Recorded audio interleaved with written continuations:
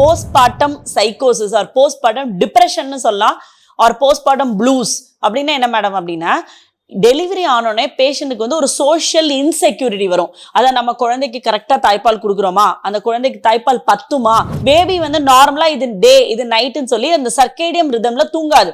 குழந்தை எப்ப வேணுமோ தூங்கும், எப்ப வேணுமோ முழிக்கும். ஸோ இதனால தூக்கமின்மை இருக்கிறதுனாலையும் அவங்களுக்கு வந்து இந்த குழந்தை சரியா வளருதா, நம்ம குடிக்கிற பால் பத்துமா அப்படின்ற ஒரு பயம் இருந்துட்டே இருக்கிறதுனால யூஸ்வலா விமன் வந்து டிப்ரெஷன் போயிடுவாங்க. இந்த டிப்ரெஷன் நம்ம கரெக்டா கண்டுபிடிச்சு சோஷியல் சப்போர்ட் ரொம்ப முக்கியம்.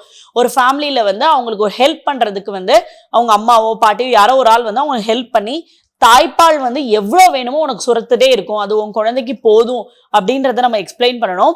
ஒரு அடிக்குவேட் ரெஸ்ட் கொடுக்கணும். அட்லீஸ்ட் ஒரு மார்னிங் டைம்ல ஒரு 3 to 4 hours அம்மா தூங்குற மாதிரியும், நைட் அட்லீஸ்ட் ஒரு 3 to 4 hours தூங்குற மாதிரி பார்த்துக்கணும். இதை நம்ம கண்டுபிடிக்காம அவங்க டிப்ரெஷன்லேயே இருந்துட்டே இருந்தாங்கன்னா இது அப்படியே போஸ்ட்மார்ட்டம் சைக்கோசிஸா கன்வெர்ட் ஆயிடுச்சுன்னா சூசைடல் டெண்டன்சிஸ் ரொம்ப அதிகமாக இருக்கும்.